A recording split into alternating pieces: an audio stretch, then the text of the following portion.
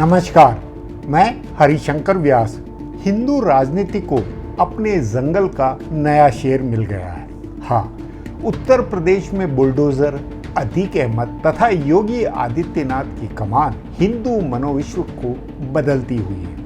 वह एक तरफ जंगल राज पसंद करने लगा है तो दूसरी ओर जंगल के बतौर शेर योगी आदित्यनाथ हिंदुओं के दिल दिमाग में गहरे बैठे हैं।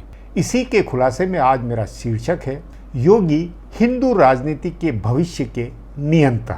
संभव है आप इस शीर्षक को सिरे से खारिज करें, मतलब फालतू की एक बात, लेकिन मैं जैसे 2011 से 2014 के बीच में नरेंद्र मोदी को प्रधानमंत्री होते हुए देख रहा था, वैसे ही अब मैं योगी आदित्यनाथ को हिंदू दिमाग में बतौर अवतार अवतरित हुए बूझ रहा हूँ। हिंदुओं के दिल दिमाग में वे अब निमित्त है राक्षसों के संहार के, असली 56 इंची छाती के रघुकुल वंशज। पुराना स्थायी सत्य है कि दिल्ली के तख्त का फैसला उत्तर प्रदेश से होता है। नेहरू से लेकर नरेंद्र मोदी, कांग्रेस से लेकर भाजपा, सबने यूपी को जीत करके दिल्ली में सत्ता पाई। और यह बात नोट करें, यूपी अब 100% योगी आदित्यनाथ की निजी जागीर है। उत्तर प्रदेश में लोकसभा की 80 सीटों में अखिलेश, नीतीश, राहुल, बसपा कितनी ही पिछड़ी राजनीति, मंडलवादी राजनीति कर लें, ये 2024 के चुनाव में उत्तर प्रदेश में 1-2 सीट भी नहीं जीत पाएंगे। तभी कोई माने या न माने, मेरा मानना है सन 2024 में नरेंद्र मोदी की शपथ केवल और केवल योगी आदित्यनाथ के प्रताप की वजह से होगी। दूसरे शब्दों में मोदी पूरी तरह से अब योगी पर आश्रित। हाँ, अतीक अहमद के मिट्टी में मिलने की घटना योगी आदित्यनाथ की जन्म पत्रिका वह मोड़ है जिससे उत्तर भारत का हिंदू दिल और दिमाग उनका चरणदास हुआ है। योगी महाराज अब घर घर में महाराज है।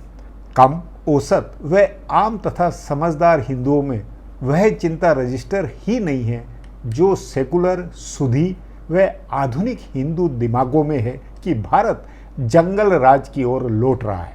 असलियत में ताजा परिप्रेक्ष्य में यह मान लेना चाहिए कि हिंदुओं को जंगल राज पसंद है।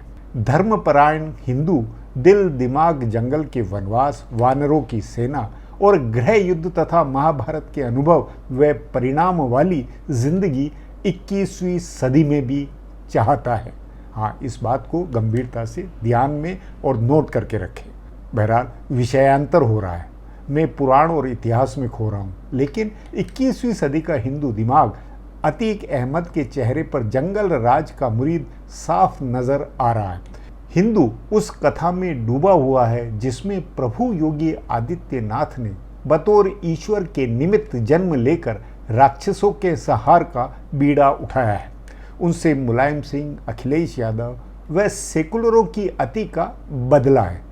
मुलायम सिंह, अतीक अहमद, मुख्तार अंसारी, आजम खान, अहमद पटेल के वे तमाम चेहरे लोगों के जहन में उभरे हैं जो निश्चित ही एक वक्त में सत्ता में न केवल पावरफुल थे बल्कि वैश्विक आतंकवाद से हवा पाई हिंदू बनाम मुस्लिम रियलिटी में अपने बड़बोलेपन से हिंदू मानस को घायल करते हुए थे।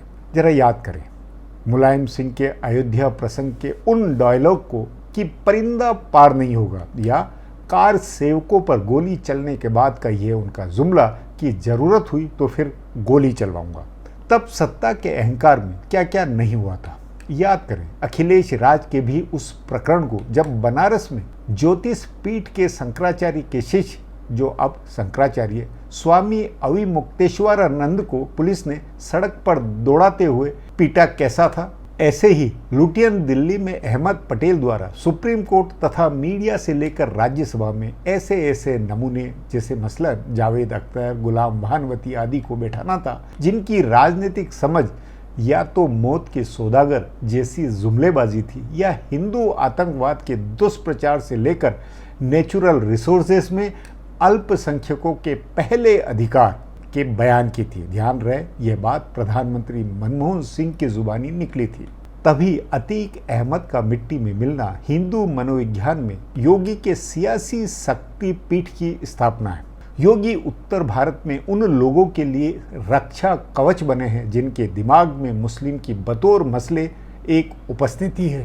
तभी योगी आदित्यनाथ अब नरेंद्र मोदी व अमित शाह आदि सबसे ऊपर हैं। वे हिंदुत्व के बैटरी चार्जर हैं। खुद नरेंद्र मोदी और संघ भाजपा परिवार सभी दिल्ली की सत्ता के लिए उत्तर प्रदेश के गारंटी दाता के नाते योगी पर 100% निर्भर हो गए हैं। उत्तर प्रदेश में नए योगी आदित्यनाथ रिप्लेसेबल है और न उनके आगे अखिलेश यादव या मायावती की पार्टियां चुनावी मुकाबले में कायदे से खड़े होकर भी चुनाव लड़ पाएगी। मेरा मानना है कि कर्नाटक में अमित शाह के मौजूदा दौरे जहां महज औपचारिक माहौल बनाने के लिए है, वहीं नरेंद्र मोदी की सभाओं में लोग उनकी घोषणाओं, रेवड़ियों के बासी भाषण को सुनते हुए थके से भक्त होंगे। वहीं योगी की सभाओं में जय श्री राम के नारों के साथ भाजपा मोदी शाह की बैटरी रिचार्ज भी होगी और भक्त हिंदू वापस पुख्ता मजबूती के साथ एकजुट भी होंगे। कर्नाटक में योगी की जन सभाओं से भाजपा की बैटरी के रिचार्ज होने की परिघटना पर जरूर आप नजर रखें।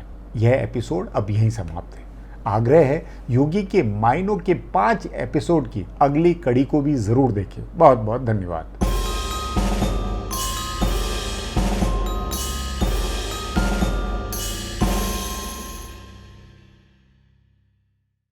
Do not forget to subscribe to our channel for all the latest gossip on politics and my take on world affairs.